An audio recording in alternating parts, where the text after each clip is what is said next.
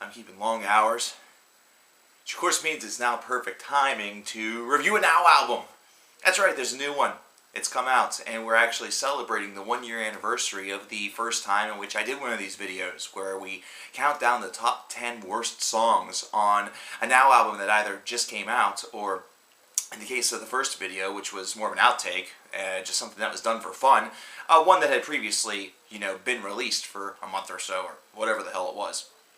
So yeah, now 55. We're up to 55 already. How time really flies whenever you're having fun listening to shit. So we have 10 more tracks, and I'm going to preface this by saying that this Now is now alternately titled Now That's What We Call Having a Fucking Problem. Because this is a Now that is plagued by some things that we will talk about during the course of the list. So without further ado, let's get started. Number 10, we have All Time Low with Something's Gotta Give, Problem Number 1. Problem number 1 is the fact that All Time Low is featured on this Now, and that's not the main issue. In fact, that's perfectly alright. It's the fact that they're featured as an emerging artist. Now, anybody that's done their homework, anybody that knows, even a shred about music over the past decade or so knows that All Time Low is far from an emerging artist. In fact, All Time Low is a fairly recognizable name. You're wondering about the song and why it's on this list? Don't know and don't care. It's on this list actually to expose a Now faux pas. The fact that Now decided to take a band that has quite a bit of a lineage and a chronology behind them as an emerging artist is just baffling to me. Now, some may say that this is true of other artists that are perhaps international and have now finally broken into or are going to be breaking onto the scene here in America. But All Time Low's primary base was here in America. So this is one of those numbers that we have encountered here as we've done Nows, where it seems as though the people are kind of struggling to think of something to put on, so they just throw on whatever shit seems popular. And this happened to make the cut. Fun. Number 9, we have Andy Grammer with Honey, I'm Good. This has a good enough idea, a good enough attempt, but it's a song that really tries to revive a little bit of that old-timey singer-songwriter feel, and Andy Grammer is supposed to be a guy that has a great career ahead of him, but this song just kind of tells me and exposes to me that he will be a little different than everybody else. He will have the potential to potentially one day maybe crack into the scene similar to Ed Sheeran and turn into that style of a songwriter, but right now that is not the case. This is a track that just feels exceptionally forced. It's trying to really fit into a certain mold, and it comes off as not really exceeding at that. Speaking of Ed Sheeran, Thinking Out Loud, not on this list, because that song is actually fairly decent. Not to mention, he has another track off of the album, which he just released last year, that also is pretty good. What the hell is happening to Ed Sheeran? He's turning into somewhat of a competent songwriter. It's weird. Number 8, we have Jadena featuring Roman Gianarthur. I don't know. It's called Classic Man is the name of the track. This is an emerging artist, and this is mainly lyrical. This is a lyrical ideal. This is a construction ideal. This is a structural ideal. This is just poor. This is something that has a very simplistic element behind it as far as music is concerned, and is draped with a lot of witticisms about what a classic man is all about and why you should want one. And if there's one thing that's really starting to irritate me about this generation is this kind of clamoring for the extreme past. I don't necessarily mean the past like the 70s, 80s, or 90s. I'm speaking about the 20s, the 30s, the 40s, nearly a century old, things like that, where everybody seems to have this idea that it was so great and so wonderful back then, and men were gentlemen and ladies were ladies, and nothing was wrong with the world except the stupid stock market crashed. Fuck the stock market, what a bunch of pricks. That's the only reason why America sucks now, is because in 1929 the stock market decided to just go on a fucking roller coaster and go whee! Nope, that's not the reason why. It's because people have been pricks throughout generations. A classic man is not going to treat you any differently than a man of today. principally because whenever you think of some classic men, especially from the 50s and the 60s, spousal abuse was rather common. Number 7, we have Clarity with Scarecrow, a song that is so dull that it bears almost non-remembrance. This is a track that features higher-pitched vocals, one that has another stunning, wonderful, emerging artist banner behind it, and a songwriting flaw that is pretty common in its typicality, simplicity, and stupidity. It collectively bores, not to mention, if this is what the future holds for us, then I'm going to have plenty of material for the future. It's just that I don't know if any of these emerging artists that they get actually connect with a lot of people. It seems it only happens with groups such as All Time Low or the Black Veil Brides, which were on actually and now back in the early 2014 level, I believe, that already have a pre-established fan base and almost seem like they're just on there to spurn some now record sales to a differing market. It's a strange idea. However, Clarity, if there's any clarity to your career, you should just give the fuck up. Number 6, Ellie Goulding with Love Me Like You Do. This is a track that I traditionally don't find Ellie to be all that bad, or or it's Ellie, but whatever.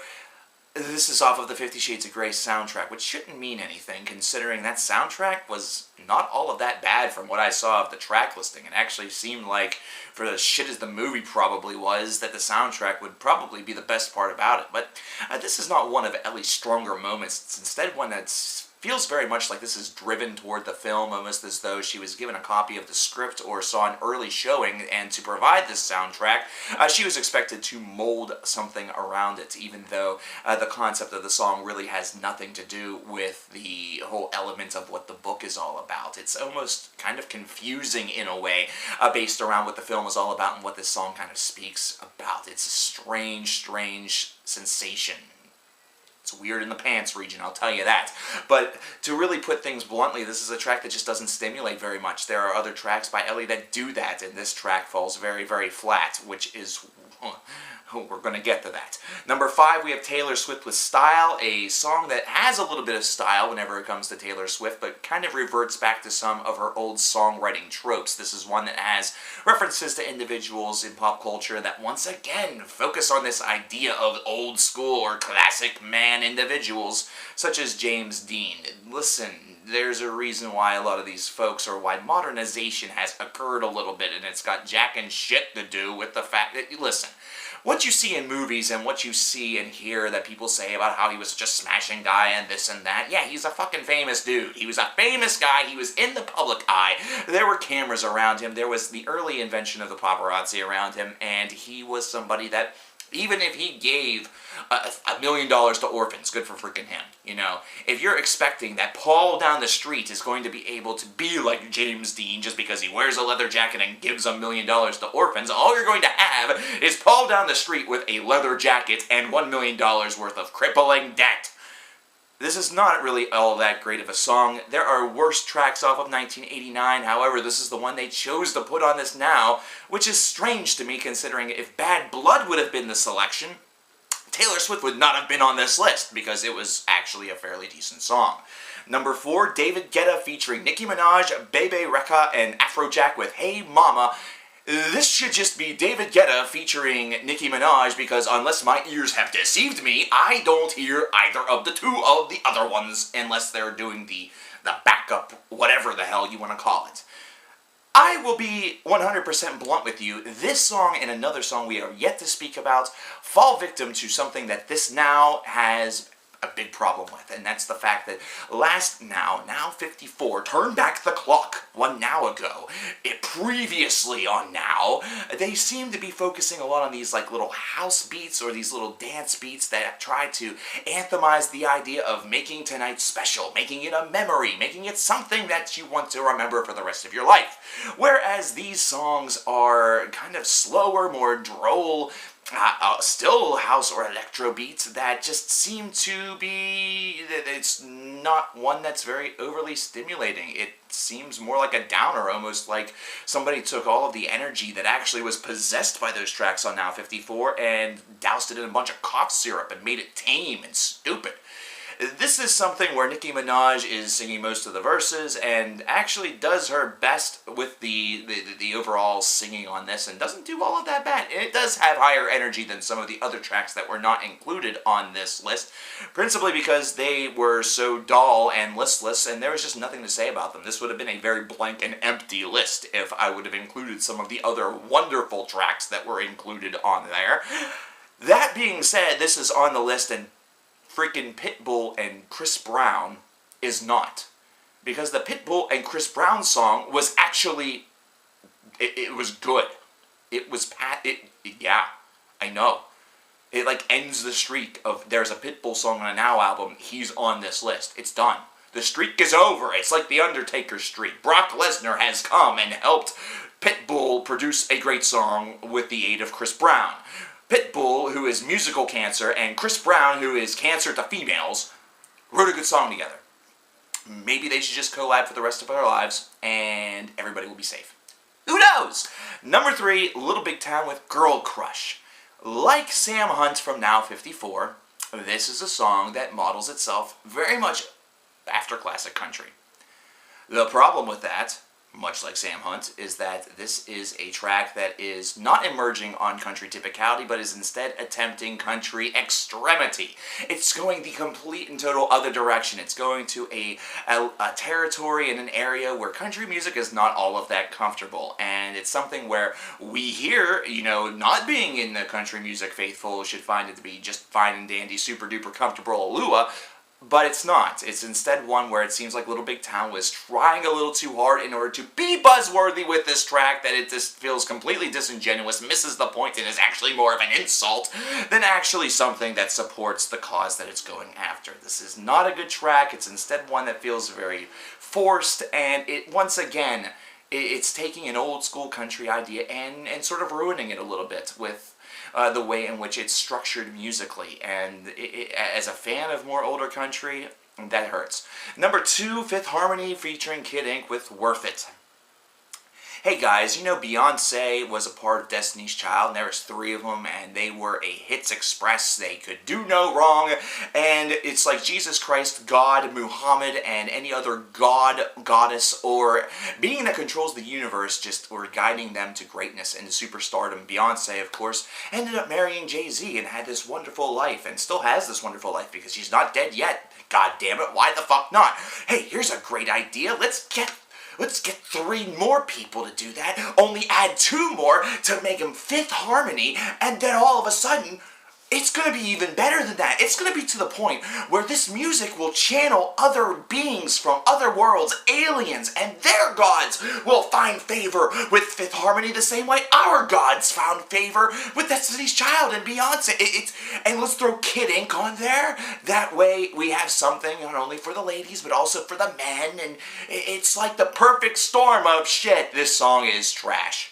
Worth it. Tell me I'm worth it. Let me know I'm worth it. Give it to me. I'm worth it. Oh my God. Are we really at this level? Is this what it takes to make a good song these days? A banger? I'd rather listen to Bangers by Miley Cyrus, and that says a lot.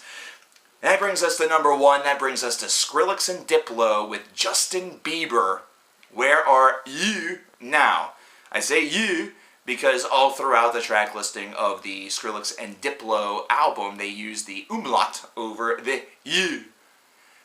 This song is number 1 on this list for a couple of different reasons. Number 1, it showcases everything that's wrong with not only where Now is going these days, it showcases everything that's going wrong with what Skrillex has done within the past, year and a half. And number 3, this is a track that is going to somehow combine the Skrillex dubstep universe with the Justin Bieber pop stupid universe to make the pop stupid dubstep universe, but yet this has no real semblance of much dubstep in it whatsoever, and the pop is just kind of, it's there, it's garbage, but it's there, and all bleh. This is a track that almost seems like it's just supposed to exist, that way Justin Bieber can showcase how much time he's been spending at the gym, and that he can still sing to you in that nice, sweet, now manly voice that has a little bit of that comfortable, wonderful, I'm a sexual predator register to it. Holy crap, Justin Bieber can now, he's legal now, he could actually walk into my room and sleep with me. Oh my fucking Christ, it wouldn't be a crime. it wouldn't be a crime. Not for you. Might be for him. Justin Bieber's a deviant. It might not be proven, but he's going down the road. And if this is supposed to be Justin Bieber's ultimate showcase back into fame, it failed. And if this is Skrillex and Diplo's attempt to really channel into that, and I didn't think I would ever say this, but Skrillex, stick to what you do. Stick to what you know. Stick to what got you to where you are, because this emergence into more of a chill wave sound that has just some basic tendencies to what you were doing prior is not working. Instead, it's just lulling a lot of people to sleep, and you're distancing yourself from a lot of the folks that got you to where you were. And I understand you're the guy that right now that you got everything that you want. You got everything that you need. You don't even need your former band anymore. You don't need any of that shit. But you kind of do, because this crap that you're producing is garbage. It sucks. And Diplo, I feel like I should know you, but guess what? I Dip don't. And I Dip don't want to. There you have it. 10 shitty tracks off of another shitty now that suffers from the fact that there's a lot of fucking problems.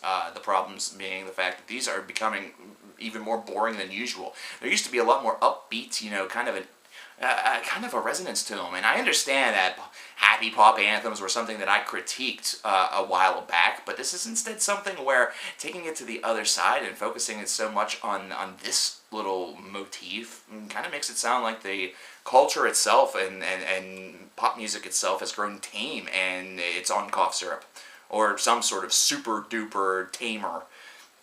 There are some tracks that were not on here that I want to speak about very, very briefly. For example, there was another DJ Snake song on here that fits into the same category as the David Guetta track, only with more chill wave mixed in there. Same thing with Major Lazer, though only that one had a little bit more oomph behind it. OMI's Cheerleader was just absolutely stupid, and we're not going to know OMI past this song anyway, so don't worry about it. Nick Jonas's Chains, man. 2 straight Nick Jonas tracks that just absolutely kill it. And Maroon 5's This Summer Is Gonna Hurt Like a Mother. I don't know how they're going to censor it. They'll find a way, but good track. Actually good track. Really, really dug it. There you have it, ladies and gentlemen. I'm Cover Killer Nation. If you think that I'm wrong, maybe the music that you're listening to just sucks, because it does. I'll talk to you guys later. Get some sleep.